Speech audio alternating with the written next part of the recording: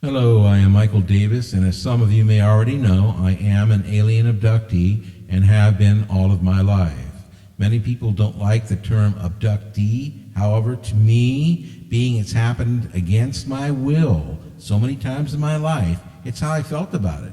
I didn't ask for it to happen. I didn't have a clue as to who or what was taking me without my permission. No, but they did it without my say-so. In all rational situations, that is indeed classified in abduction.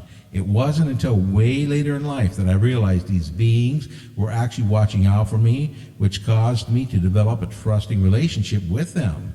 While I was young and growing up, my life was a living hell, having this going on all the time. As a young man, having them take me from the side of the road in our parking lot where I lived was terrifying.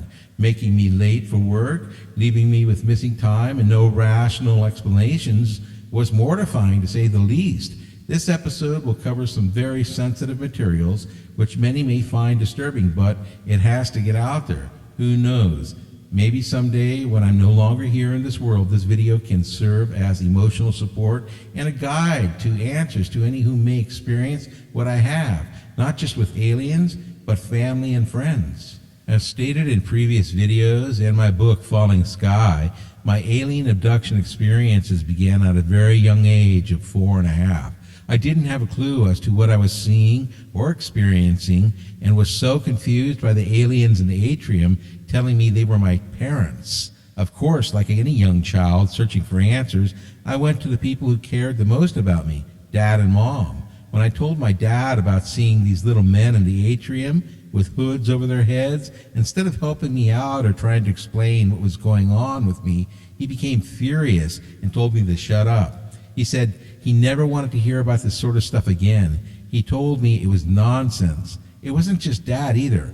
Mom didn't talk to me about it because she had her own experiences and was beaten by Dad for even speaking out about it. So she didn't feel free to talk about it with me, and well, not then, but not until way later in life. Growing up, my experiences continued with me seeing orbs, disappearing from places I was supposed to be, then turning back up for my parents to find later with no explanations as to where I was. I was becoming very confused and couldn't talk to anyone at all about it, as even my friends shut me out. They called me crazy and insane, but this stuff was really going on and very real to me. People were downright cruel to me if I even mentioned the subject. What I find strange now, looking back at how I was treated by others as a child regarding my experiences, is a child can have special needs as long as it doesn't involve aliens and contact with them, because then they're treated special. Most people support what's going on with them as long as it doesn't involve aliens, but have a child like me who's visited by aliens and is confused by it all, and not only does his father beat him for talking about it, but friends disown him for being weird and out of the ordinary. There's really no place at all for a youngster experiencing what I did to find support. As a young man, my sister and oldest brother ridiculed me to no end, with my sister stating I needed to wear a tinfoil hat and my oldest brothers telling me I was crazy and insane. My two other brothers had experiences with me and knew it was real, but were afraid to talk about it due to the same ridicule I received for speaking out. The sad truth is, we live in a world where it's okay to have experiences that are different than what family and friends in the status quo have, and they treat you very differently than they do to people who fit into the normal category. According to them, it's all right to have emotional problems, but have alien problems, and you soon become an outcast they don't talk to. As a young teen, I began experiencing more and more while sharing some of the experiences with my older brother Rich, but even he didn't want to talk about it. I became an island, living out in the sticks on a rural farm, away from population, and really no friends who would even talk to me. I got used to the idea of isolation, and that's when I began spending every night in my darkroom in the barn, away from Dad, as Mom worked every night. Mom began having problems with Dad, which led to her leaving him, which left Dad and I alone out on the secluded farm. It soon became like a horror movie, as Dad blamed me for Mom leaving and even told me that I had to be so different, which caused her separation from him. It was a lie, but that's what he fabricated in his own mind. Mom left him because he was so violent, beat both of us, and told me she was coming back for me after she found a place that we could both live. With Mom gone, leaving Dad and I alone out there on the farm, he became even more violent. Just being around him was abusive, and I remember one morning on a Saturday before he went to work, waking in my bed, my eyes were partially open, and I witnessed him standing over me with his hands stretched out, readying to strangle me in my sleep. Realizing what was going on, I opened my eyes all the way, then he quickly pulled his hands back and walked out of my room. You talk about the creeps. I seriously didn't know what to do, and I was trapped out on that farm with him. It was the following weekend that I was exhausted from him working me all Saturday morning, painting fences, mowing lawns, going to the dumps, and whatever he could find for me to do, so I was resting in my bed, listening to music. I opened my eyes to him once again standing over my bed, poking me and motioning for me to take off the headphones. I pulled the headphones off and asked, "Yes, Dad." He replied, "Follow me," so that's what I did. He led me out to the barn, to the back horse stall, then pointed to the shovel, hoe, rake, and wheelbarrow in the corner, then asked if I knew why those tools were there. I told him, "I don't know." Then he said, "Well, I'm going to teach you a lesson for not remembering me telling you to clean out the horse dung from the stall." Long story shortened, leaving out serious graphics, he began killing me. He punched me, strangled me, threw me repeatedly, kicked me, then strangled me to the point I was losing consciousness. He had me lifted off the ground by my neck, then kicked me across the stall with me landing face down in the horse dung. At that moment, I knew that was it and I was dying. I also knew it had nothing to do with the stall not being cleaned out and had everything to do with me being different. He couldn't stand hearing my experiences and warned me never to speak of them, and he figured it was his opportunity, with Mom gone, to finally do me in. I was on the ground, not able to breathe, when I saw the cracks in the barn wall grow bright white, filling the barn with white light. I witnessed what seemed to be millions of white orbs falling from above, and I simply figured this is it. This is what it's like to die. With my head now turned on its side, I watched as the orbs swarmed around Dad like a hive of bees on their prey, and I could see his feet lift about 6 inches off the barn floor. I couldn't see his face at that moment, but I watched as his feet dangled in midair for a few moments. Then he went violently sailing across the stall, like something throwing him, landing face first, where I first landed. At this point, I could now see his face and expression, and had never seen an expression like this on him before. He was scared to death, just like I was. I watched as he was lifted and thrown across the stall 2 more times before he yelled, "Run, Mike, run!" So that's what I did.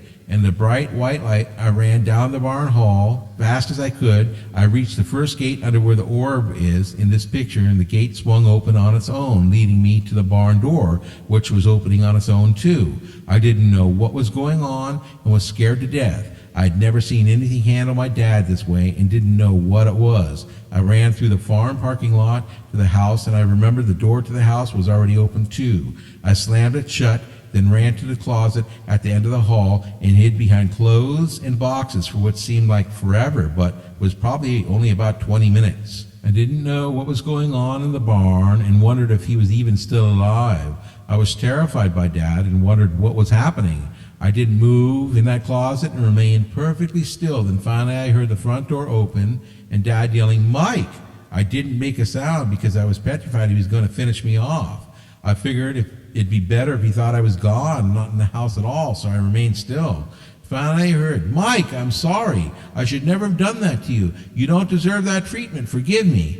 I seriously thought I was hearing things, or he was tricking me, but something was telling me to come out of the closet and face him. So that's what I did.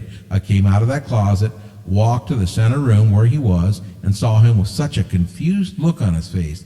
That moment he told me he was sorry and hoped I could forgive him and promised he'd never lay a hand on me again as long as he lived. I remember being shocked because up to that point, that's all he ever did, hit and beat me.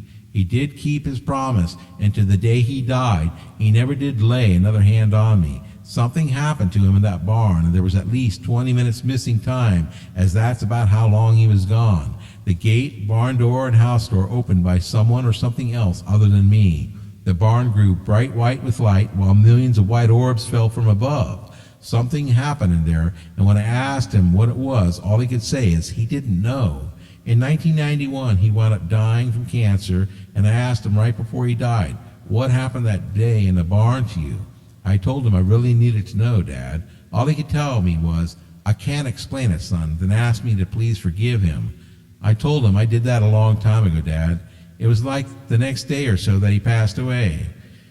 Knowing from what I've experienced, I already knew what happened in the barn that day, but it meant so much to me just to hear it from my dad, who put me down for it for all these years. Like any child with special needs, child abductees share those needs and have guardians watching out for them at all times. My dad was going to kill me in that barn.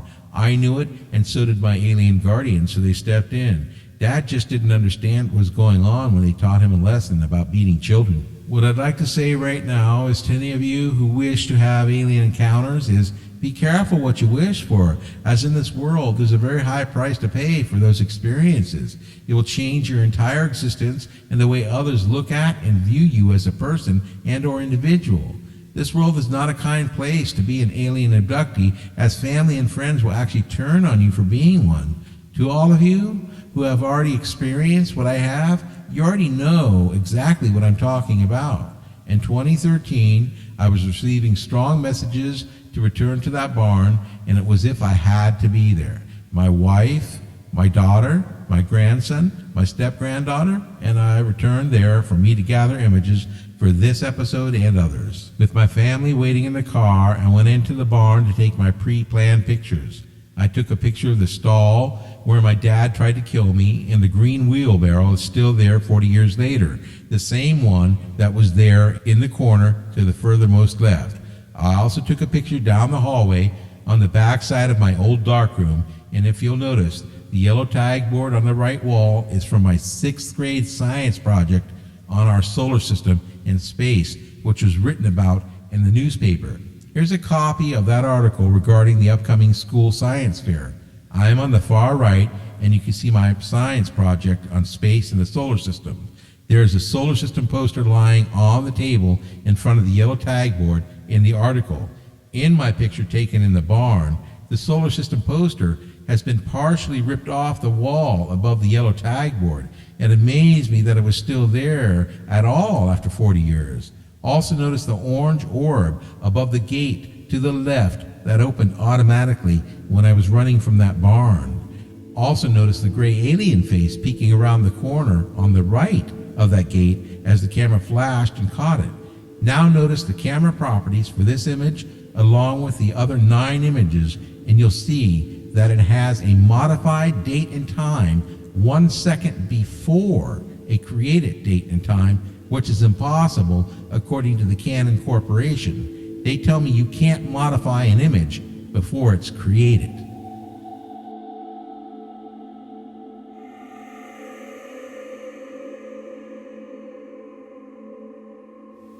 This next image was taken down the hall on the right side of my darkroom, and the gate in the back is the same gate that opened automatically when I was running from the darkroom that day, and also the same gate where the orange orb is above and where I spotted the gray alien as I was leaving my darkroom in the episode Darkroom Fears.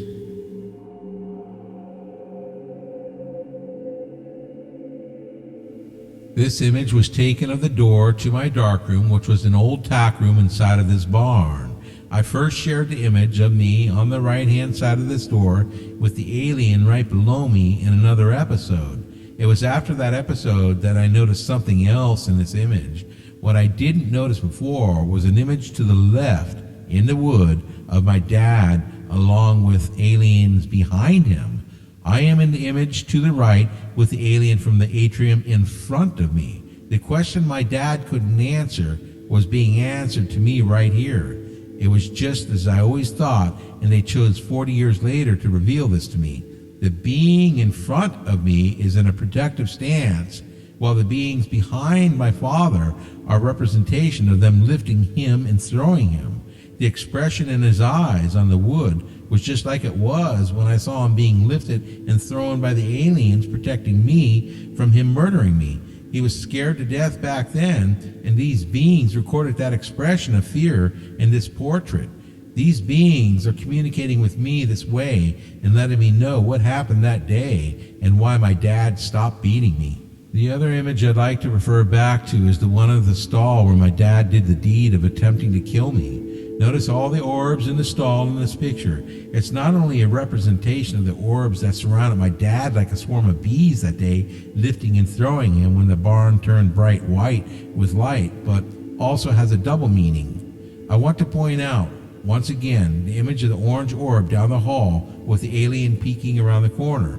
Remember, the yellow tag board on the right, hanging on the backside of my darkroom, was from my science project regarding our solar system and space. These beings were sending another message too, once again referring back to the stall where the beating happened with all the orbs directly across from my solar system science project, and below the orange orb in the hall with the alien face in it is their message. They displayed our solar system with all our planets right within their belts with an orange sun directly across where my solar system poster was. They did this to let me know that my solar system poster wasn't complete and wanted to display where other worlds were right within our current system. The green orbs were done by me, highlighting where the other orbs are in the stall, and they represent where the rest of the parallel dimensional universal planets exist within our own solar system. They add it to my solar system poster, which is across the hall, and let me know in the stall that we aren't aware of our own surroundings. They're sharing here things we humans aren't aware of yet and are informing us that we have other life right next to us in other dimensions. In other words, they don't have to travel far to get to us, as we are neighbors. Another thing I'd like to point out once again in this video is the camera properties of all 10 images shot that day.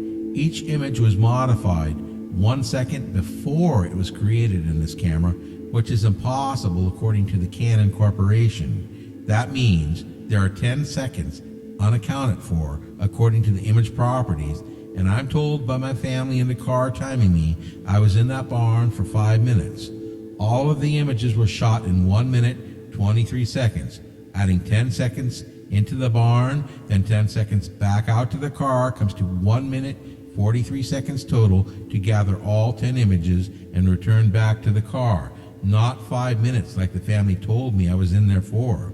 This means there are 3 minutes 17 seconds unaccounted for or missing time. The camera properties verify 10 total seconds altered by displaying a modified time 1 second before a created time on each image. Because there were 10 images shot, this altercation equates to 10 seconds of total time altered, which brings us to the final questions. Just how much time could 10 seconds of our time actually be to them? Only they know the true answer to how long I was actually in that barn. For all we know, 10 seconds to us could be 10 minutes, 10 years, or more to the ones controlling time. It almost appears that each shot was set up in advance before it was actually created. I will close with this for all to ponder. Just what can these masters of time do in 1 simple second of ours? Thank you.